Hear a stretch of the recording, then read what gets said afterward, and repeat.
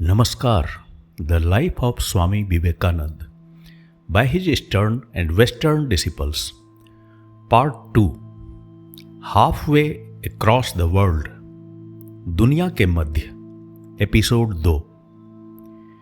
कभी कभी एक यात्रा केवल रास्तों से नहीं, आत्मा के द्वारों से होकर गुजरती है. यह दुनिया के मध्य की वही यात्रा है जहां स्वामी विवेकानंद के शब्द सिर्फ विचार नहीं, अनुभव हैं.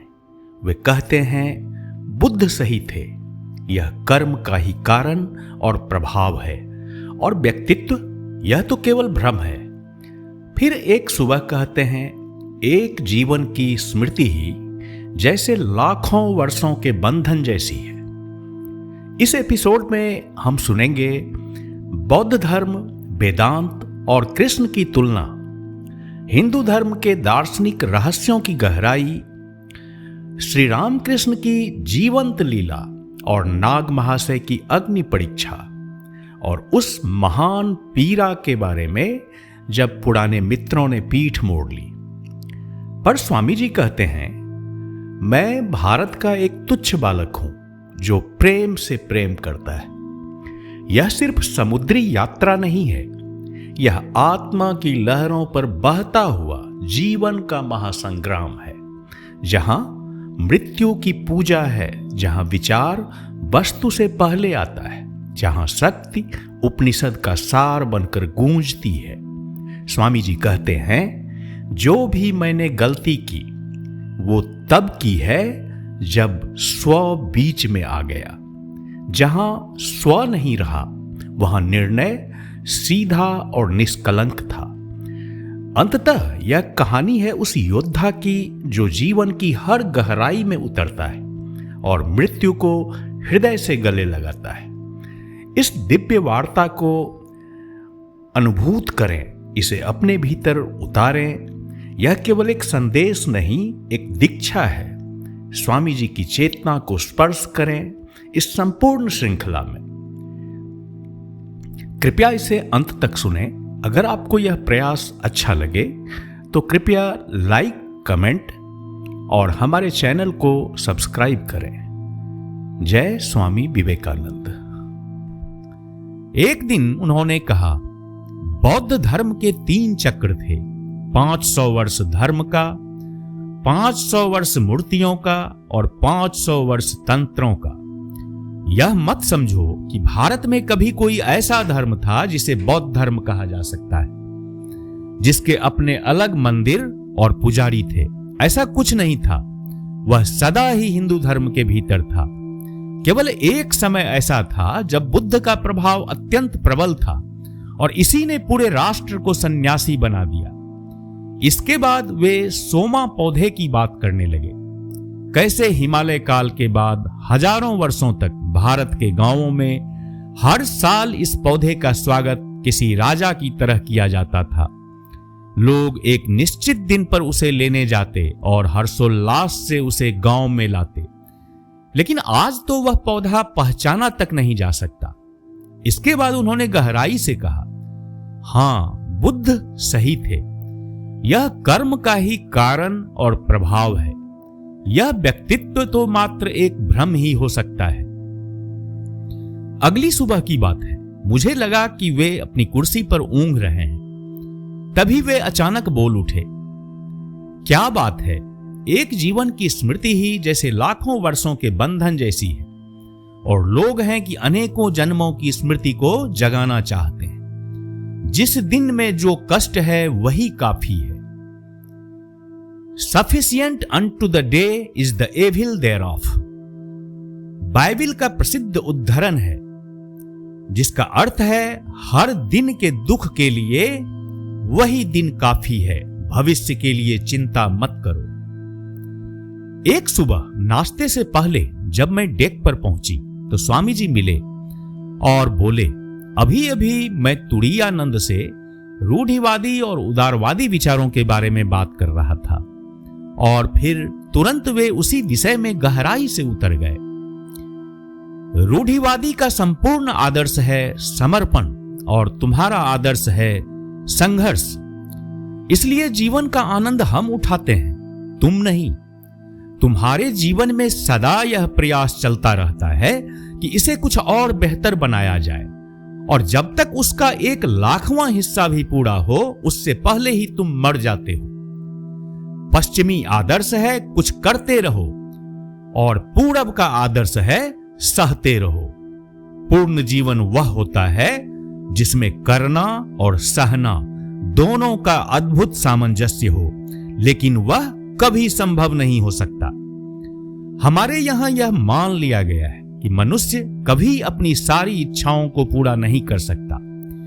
जीवन कई प्रतिबंधों से बंधा है। यह भद्दा लग सकता है, फिर भी यह प्रतिबंध कहीं न कहीं शक्ति और प्रकाश की झलक पैदा करता है।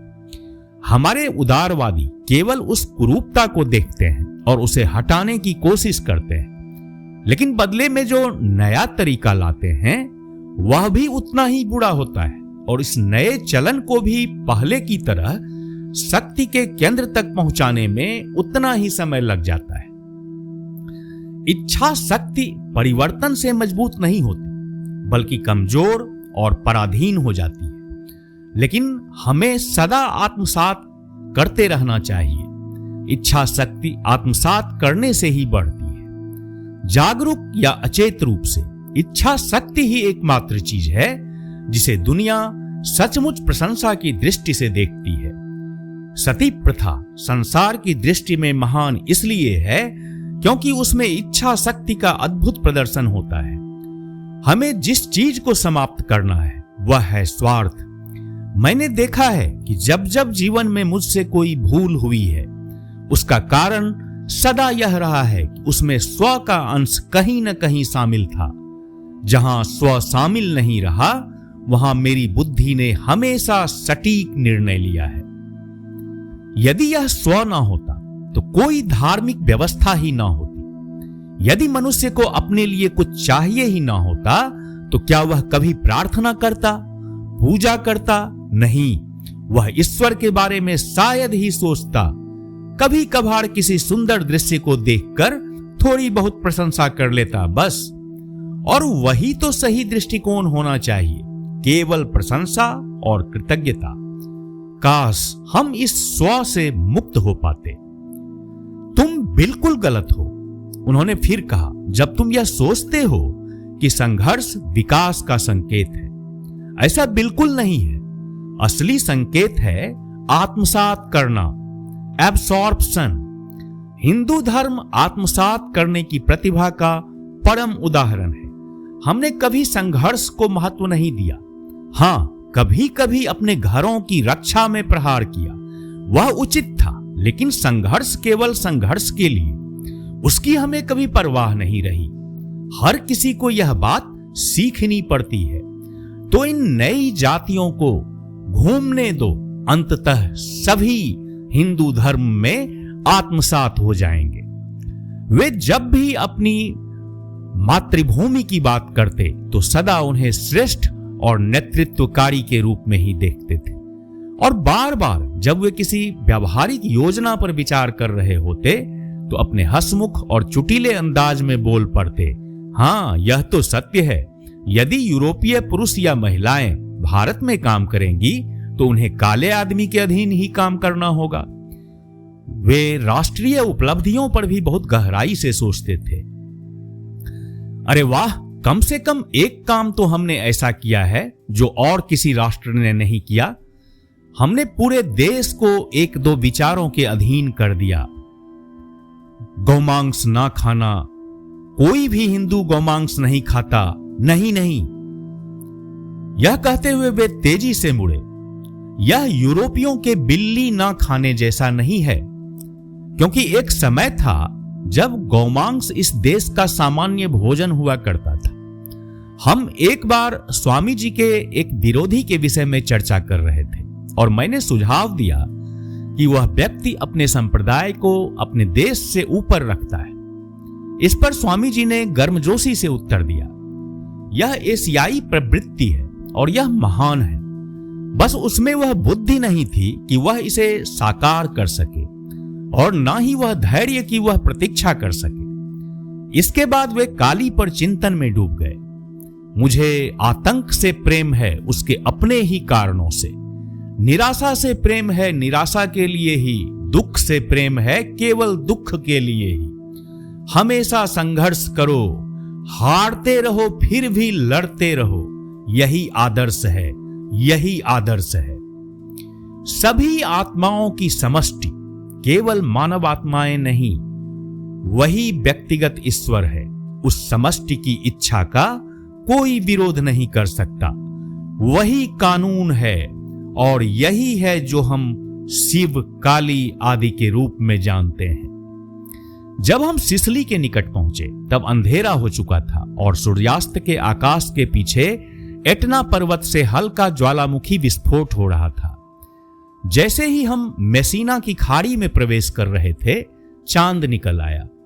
मैं स्वामी जी के साथ डेक पर टहल रही थी और वे इस विचार पर बात कर रहे थे कि सौंदर्य बाह्य नहीं होता, वह पहले से ही मन में होता है।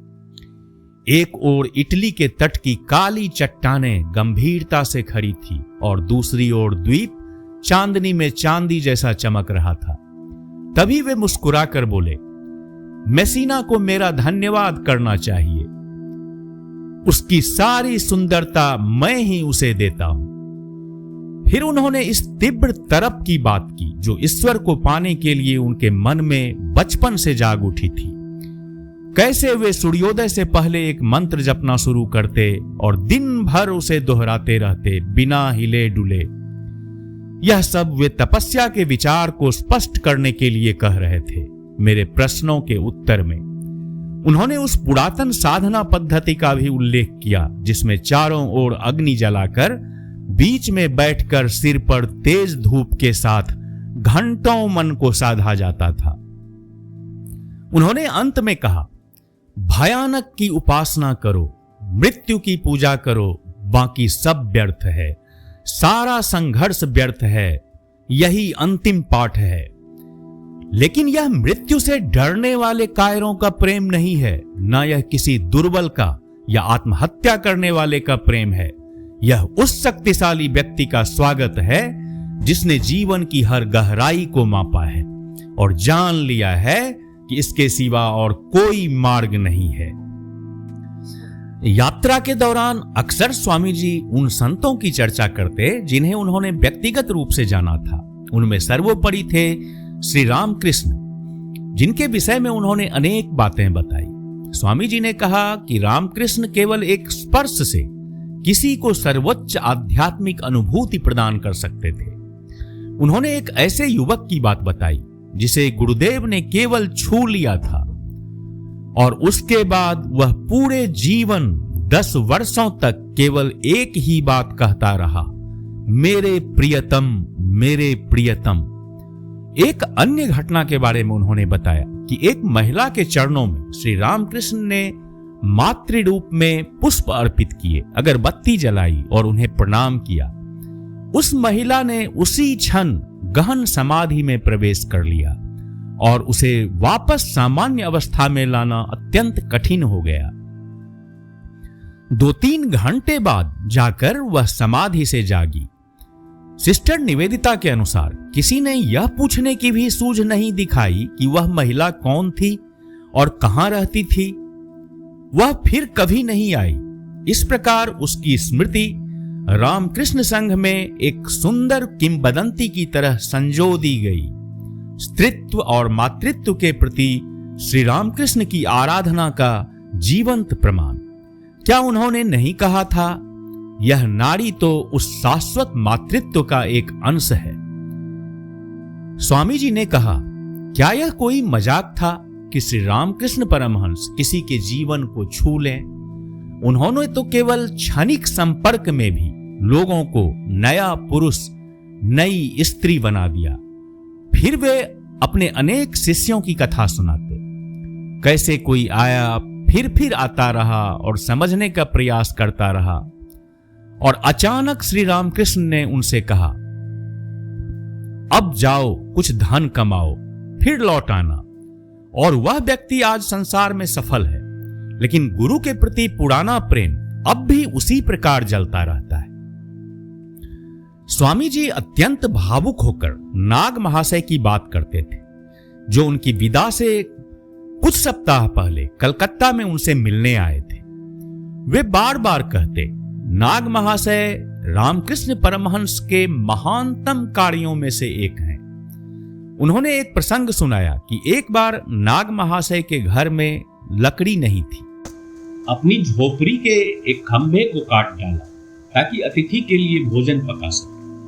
जब स्वामी जी भारत के आधुनिक संतों जैसे कि पभारी बाबा, तैलंग स्वामी, रघुनाथ दास और अन्य तथा प्राचीन समय के महापुरुषों की बातें करते तो उनका संपूर्ण अंतःकरण प्रत्येक संत की अद्वितीय व्याख्या में लग जाता था।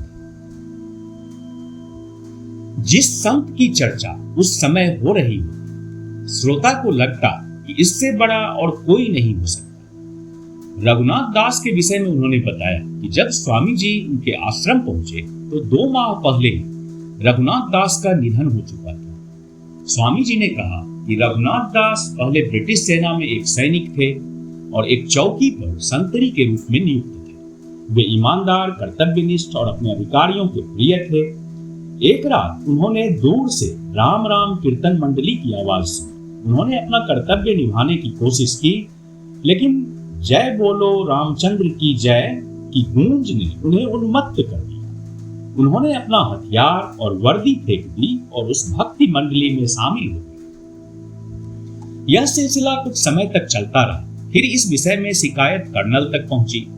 कर्नल ने रघुनाथ दास को बुलवाया और पूछा, क्या ये बातें सच हैं और क्या वे सजा जानते हैं? रघुनाथ दास ने कहा, हाँ मुझे पता है, सजा है गोली मारना। तब कर्नल बोले, अच्छा इस बार चले जाओ, मैं यह बात किसी से नहीं कहूंगा। इस एक बार मैं तुम्हें क्षमा करता हूं, लेकिन अगर फिर ऐसा हुआ तो सजा भुगतनी ही। मैं देखता हूं कि भारत एक युवा और जीवंत जीव है। यूरोप भी एक युवा और जीवंत शक्ति है। कोई भी अभी तक उस विकास के स्तर पर नहीं पहुंचा है। ये दोनों ही महान प्रयोग हैं, परंतु अभी अधूरे हैं। भारत में हमारे पास सोशल कम्युनिज्म, सामाजिक साम्यवाद है, जिस पर अद्वैत का प्रकाश यानी आध्यात्मिक व्यक्तिवाद पड़ रहा है, जबकि यूरोप में आप सामाजिक रूप से व्यक्तिवादी, लेकिन आपकी सोच द्वैतवादी यानी आध्यात्मिक साम्यवाद। इस प्रकार भारत में सामूहिक सामाजिक संस्थाएं हैं जिनके चारों ओर व्यक्तिवादी विचारधारा की सीमा है, और यूरोप में व्यक्तिवादी संस्थाएं हैं जो सामूहिक विचारधारा की सीमा के भीतर है। अब हमें भारत के प्रयोग को उसी रूप में सहायता देनी चाहिए जैसी वह है। वे आंदोलन जो चीजों को उनके वर्तमान स्वरूप में सहारा देने का प्रयास नहीं करते, उस दृष्टिकोण से लाभकारी नहीं। उदाहरण के लिए यूरोप में मैं विवाह का उतना ही सम्मान करता हूं जितना कि अविवाह। कभी मत भूलो कि एक व्यक्ति जितनी अपनी अच्छाइयों से महान और पूर्ण बनता है, उतना ही अपनी कमजोरियों से भी बनता है। इसलिए हमें किसी राष्ट्र को उसके स्वभाव से वंचित करने का प्रयास नहीं करना चाहिए, भले ही यह सिद्ध कर दिया जाए कि उस स्वभाव में केवल दोष ही हैं। उसके मन में व्यक्तिवाद की जो परिभाषा थी वह अद्भुत रूप से स्पष्ट थी। उन्होंने मुझसे कितनी बार कहा, तुम अब भी भारत को नहीं समझ पाए। हम भारतीय मनुष्य पूजक हैं। अंततः हमारा ईश्वर मनुष्य है।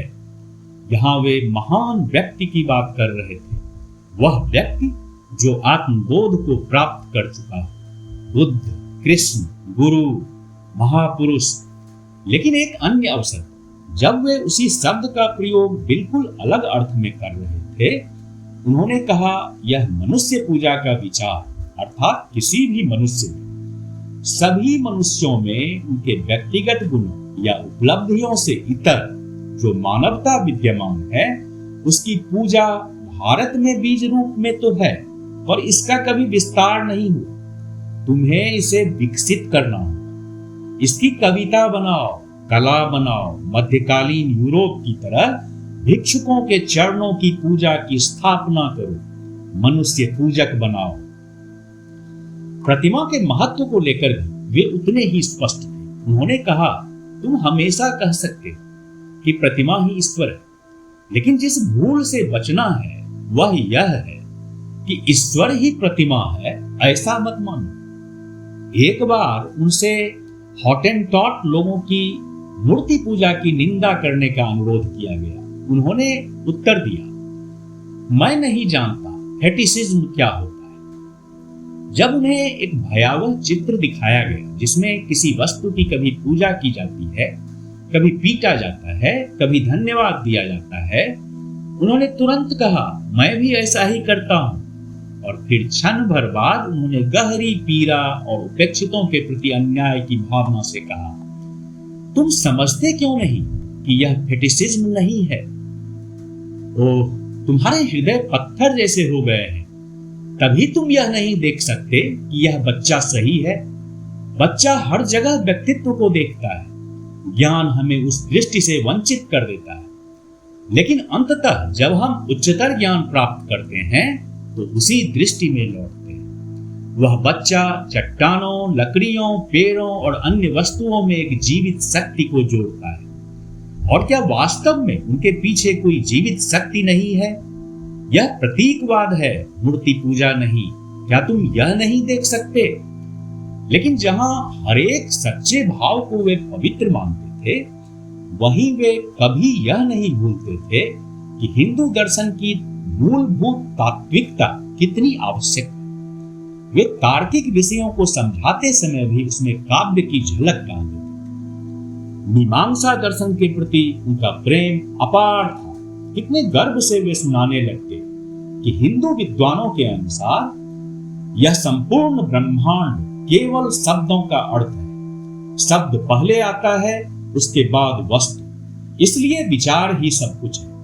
और जब वे इसे समझाते थे तो मीमांसा दर्शन की साहसिक तर्क शक्ति, निडर स्वीकृतियां और निष्कर्षों की दृढ़ता, यह सब हिंदू धर्म की ही महिमा प्रतीत होती थी। एक दिन उन्होंने सत्यभामा के यज्ञ की कथा सुनाई और बताया कि कैसे कृष्ण शब्द को एक कागज पर लिखकर तराजू में रखा गया और कृष्ण स्वयं दूसरी ओर झुक गए।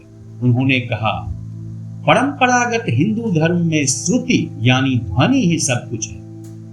वस्तु केवल उस पहले से मौजूद और शाश्वत विचार की एक क्षीण अभिव्यक्ति है। इसलिए ईश्वर का नाम ही सब कुछ है और ईश्वर स्वयं केवल उस विचार का मूर्त रूप है जो चिरंतन मन में विद्यमान है। तुम्हारा अपना नाम तुमसे कहीं अधिक परिपूर्ण है। ईश्वर का नाम ईश्वर से भी बड़ा है। अपने वचनों की रक्षा करो। निस्संदेह ऐसा कोई और धार्मिक दर्शन नहीं है जो सत्य के प्रति इतना निर्भीक हो। जब वे बोलते थे तब यह स्पष्ट होता था कि पूरा तंत्र एक अघोषित विश्वास पर आधारित है, जो पूर्वी चेतना के लिए स्वाभाविक है कि धर्म कोई सिद्धांत नहीं, अनुभव है। वह एक प्रक्रिया है, जैसा कि स्वामी जी स्वयं कहते थे, होने और बनने की प्रक्रिया। यदि यह सत्य है कि यह प्रक्रिया अनेकता की अनुभूति से एकता की अनुभूति तक अनिवार्य रूप से पहुंचती है, तो यह भी सत्य है कि सब कुछ मन में है और भौतिक जगत केवल विचारों की साकार अभिव्यक्ति है। इस प्रकार प्लेटो का यूनानी दर्शन मीमांसा दर्शन के अंतर्गत आता है, और जो सिद्धांत यूरोप में केवल अनुभववादी लगता है, वही भारत में तर्क और अनिवार्यता के साथ स्वीकार हो जाता है। उसी प्रकार एक अन्य अवसर पर उन्होंने स्पष्ट रूप से कहा, मैं यूनानी देवताओं की भी पूजा नहीं करूंगा, क्योंकि वे मानवता से अलग हैं। केवल उन्हीं की पूजा होनी चाहिए जो हमारे जैसे हो, लेकिन हमसे महान। देवताओं और मेरे बीच जो भी अंतर है वह केवल मात्रा का होना चाहिए, स्वरूप का नहीं। लेकिन उनके दान सुखद सरस विचारों तक सीमित नहीं थे। सामान्यतः वे बौद्धिक प्रयास की मांग में निस्संग और कठोर थे, और अनपढ़ श्रोताओं के एक समूह को भी वे प्रारंभिक दार्शनिक प्रणालियों के विश्लेषण में 2-2 घंटे तक बांधे रखते, बिना यह माने कि उन्हें थकान हो रही होगी या समझने में कठिनाई हो रही है। और यह जो भारतीय चिंतन पथ का पुनर्निर्माण वे कर रहे थे, उसमें पश्चिमी दर्शन की अवधारणाएं भी विस्मृत नहीं होती थी, क्योंकि उनका मन केवल मानव के सत्य की खोज को देखता था, प्राचीन और आधुनिक के बीच कोई कृत्रिम भेद नहीं करता था। इस प्रकार वे हिंदू दर्शन की 6 प्रणालियों सांख्य, योग, न्याय, वैशेषिक, पूर्व मीमांसा और वेदांत का विश्लेषण करते, उसकी तुलना करते, एक दूसरे से सामंजस्य दिखाते, बौद्ध धर्म से उनके अंतर को स्पष्ट करते, विशेष रूप से वे वैशेषिक और न्याय दर्शन पर विस्तृत रूप से चर्चा करते और उनके साथ साथ वेदांत तथा इमैनुअल कांट के दर्शन की भी तुलना करते।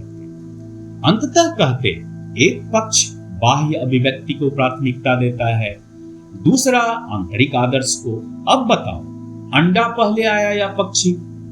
तेल पात्र को थामे है या पात्र तेल को? यह एक ऐसा प्रश्न है जिसका कोई उत्तर नहीं। इसे त्याग दो, माया से मुक्त हो जाओ। लेकिन स्वामी जी सदा गंभीर दार्शनिक समस्याओं में डूबे नहीं रहते। सार्वजनिक जीवन के बोझों से मुक्त वे हंसमुख रहते और अपने सन्यासी बंधु और शिष्य के साथ हास परिहास और आनंद में लीन हो जाते। इसी तरह समय बीतता गया, जब तक कि गोलकोंडा जहाज 42 दिन की समुद्री यात्रा के बाद लंदन के टिलबरी डॉक पर नहीं पहुंचा। उस समय गर्मी का मौसम था और लंदन के अधिकांश शिष्य तथा मित्र नगर से बाहर थे। दिसंबर 1896 में जहां उन्हें विदा करने के लिए भीड़ उमड़ पड़ी थी, वहां अब उन्हें पहले से ही पता था कि स्वागत में केवल कुछ ही लोग उपस्थित होंगे। वे कुछ लोग थे निवेदिता की माँ, बहन मिस फास्टन और उनकी अमेरिकी शिष्याएं क्रिस्टीन ग्रीनस्टीडल, मैरी फनके, जिनमें से अंतिम 2 तो उन्हें मिलने के लिए डेट्रॉइट से लंदन तक आई थी। उनकी अवस्था का वर्णन करते हुए मिस फनके ने कहा, वे बहुत दुबले हो गए थे और किसी किशोर जैसे दिखते थे। वे बहुत प्रसन्न थे कि इस समुद्री यात्रा ने उनकी कुछ पुरानी शक्ति और स्फूर्ति उन्हें वापस लौटा दी थी। टिलबरी डॉक पर जिनकी अनुपस्थिति स्पष्ट रूप से महसूस की गई, वे थे श्री E.T. स्टर्डी। स्वामी जी को इंग्लैंड पहुंचने से पहले अपने पुराने मित्र का संदेश मिला था कि वे वेल्स चले गए और इसलिए वे लंदन में 2 स्वामियों का स्वागत नहीं कर पाएंगे जहां वे अब रहते थे। निस्संदेह यह स्वामी जी के लिए एक निराशा रही होगी, पर आरंभ में शायद यह केवल एक हल्की सी पीड़ा मात्र थी, लेकिन समय के साथ यह निराशा गहरी पीड़ा और आघात में बदल गई। जैसा कि हमने पहले देखा, पोर्ट सईद से स्टर्डी को लिखे गए स्वामी जी के पत्र से स्पष्ट होता है कि स्वामी जी ने यह मान लिया था कि स्टर्डी की निष्ठा और उनके कार्य के प्रति उत्साह पूर्णतः अक्षुण्ण और भरोसेमंद, परंतु शीघ्र ही यह स्पष्ट हो गया कि ऐसा नहीं था। स्वामी जी के इंग्लैंड में 15 दिनों के प्रवास के दौरान स्टर्डी 3 दिनों के लिए लंदन तो आए जहां वे अब रहते थे, पर अपने गुरु के सामने वे अपने मन की बात नहीं कर सके। बाद में जो विचार वे भीतर पालते रहे, जो न केवल हानिकारक बल्कि दुखद भी थे, वे कटु और कठोर पत्रों के रूप में फूट पड़े।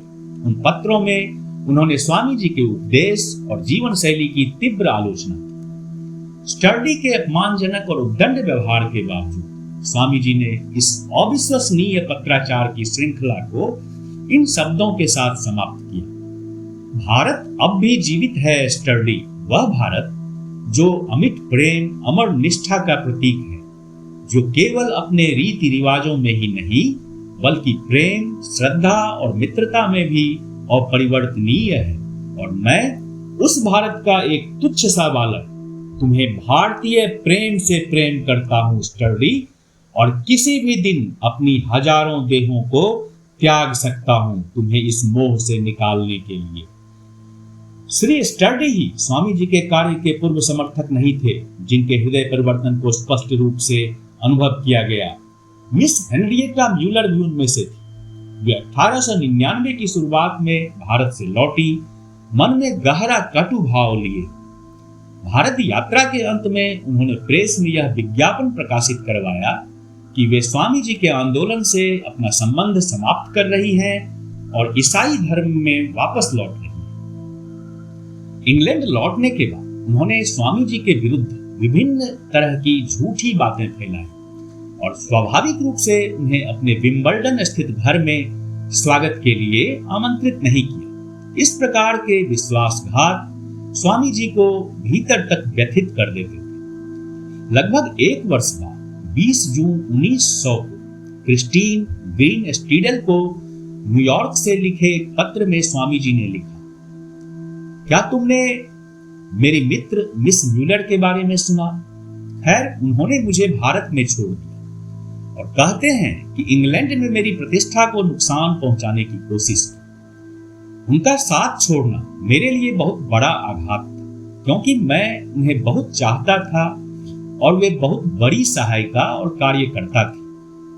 स्वामी जी की एक और पूर्व अंग्रेज शिष्या, जिनका उत्साह ठंडा पड़ गया था, मिसेज एस्टन जॉनसन थी। उनका मानना था कि एक आध्यात्मिक व्यक्ति को शारीरिक रूप से बीमार नहीं होना चाहिए। यह धारणा उस समय के कुछ धार्मिक समुदायों में सामान्य थी। स्वामी जी की बीमारी के समाचार से उनका उत्साह स्पष्ट रूप से कम हो गया। हालांकि एक दिन वे स्टर्डी के साथ स्वामी जी से मिलने आए। इन सभी विश्वासघातों और स्टर्डी के विचित्र व्यवहार ने स्वामी जी को भीतर तक झकझोर दिया। इंग्लैंड छोड़ने के बाद 2 सितंबर 1899 को उन्होंने क्रिस्टीन को लिखा, लंदन का कार्य जैसे बिखरता जा रहा है। वहां के सभी मित्र डगमगाए हुए हैं, यहां तक कि स्टर्डी भी। फिर भी इन सभी झटकों और निराशाओं के बावजूद स्वामी जी की आभा छीन नहीं हुई। उनका प्रकाश और प्रभाव हर उस व्यक्ति ने महसूस किया जो उनसे निकट संपर्क में आया। सिस्टर निवेदिता के उन दिनों के पत्रों से ज्ञात होता है कि स्वामी जी ने लंदन में पहला दिन बिताया और अगले दिन विंबलडन गए, जो उस समय लंदन का एक उपनगर था। वहां निवेदिता की बहन ने उन्हें द लायंस नामक एक लॉजिंग हाउस में ठहराया, जो नोबेल्स के निवास से लगभग 15 मील की दूरी पर था। वह एक शांत स्थान था जहां स्वामी जी पूर्ण शांति में रहे। यद्यपि जब वे इंग्लैंड पहुंचे तो वे अच्छे स्वास्थ्य में थे, फिर भी वे धीरे धीरे अस्वस्थ होने लगे। उन्होंने आवश्यक विश्राम लिया। यह ग्रीष्मकालीन अवकाश का समय था, जब अधिकतर लोग लंदन से बाहर थे। इसलिए स्वामी जी ने अपने इस प्रवास के दौरान कोई सार्वजनिक कार्य नहीं किया। वास्तव में 1896 में जिन लोगों की भीड़ उनके चारों ओर उमड़ पड़ी थी, उनमें से केवल 2 निष्ठावान मित्र, एमेलिन सॉटर और मैक्स गीसी, इस बार उनसे मिलने हैं। इसी समय के दौरान नोबेल परिवार के सदस्य पहली बार स्वामी जी के निकट संपर्क में आए। वे सभी उन्हें गहराई से प्रिय और श्रद्धेय मानने लगे और निवेदिता के लिए यह अत्यंत हर्ष और विस्मय का विषय था कि वे सभी स्वामी जी को प्रणाम करने के लिए उनके चरणों में झुकते थे। स्वामी जी की वाणी उन्हें मंत्र मुग्ध कर देती थी। उनकी बातें प्रत्येक हृदय के भीतर एक गूंज उत्पन्न करती थी। यहां तक कि निवेदिता की छोटी बहन में, जो शीघ्र ही विवाह करने वाली थी, गंभीर रूप से इस विचार की ओर आकृष्ट हो गई कि वे भी अपनी बड़ी बहन की तरह स्वामी जी के चरणों में जीवन समर्पित कर दें। निवेदिता के छोटे भाई रिचमंड, जो उस समय किशोर अवस्था में थे, उन्होंने स्वामी जी में मसीहवत दिव्यता को देखा। वर्षों बाद उन्होंने उनके विषय में लिखा, मेरी बहन ने यदि उनके बुलावे को स्वीकार किया तो उसमें कोई आश्चर्य नहीं, क्योंकि मैंने स्वयं स्वामी जी को देखा है और मैं उनकी शक्ति को जानता हूं। उन्हें केवल देखना और सुनना ही पर्याप्त था और मन में स्वतः गूंज उठता था, देखो यह है वह महान पुरुष। जिस भाषा में वे बोलते थे वह सच्चाई की भाषा थी। वह किसी विद्वान या पादरी की नहीं, बल्कि अधिकार युक्त सत्यवक्ता की थी। स्वामी जी के साथ निश्चितता आती थी। वे साधक को आत्मविश्वास और आश्वासन देते थे। मुझे लगता है कि उन्होंने मेरी बहन के लिए भी यही किया। और यही निश्चितता थी जिसने उन्हें निर्भयता से स्वामी जी का आह्वान स्वीकार करने के लिए प्रेरित किया। और एक बार जब उन्होंने स्वीकार कर लिया तो उन्हें कभी पश्चाताप नहीं। निवेदिता की माता श्रीमती सैमुअल रिचमंड नोबेल ने स्वामी जी में एक ऐसे बेटे को देखा जिसे मां की ममता और देखभाल की आवश्यकता थी। वास्तव में उन्होंने उन्हें अपना ही बेटा मान लिया था।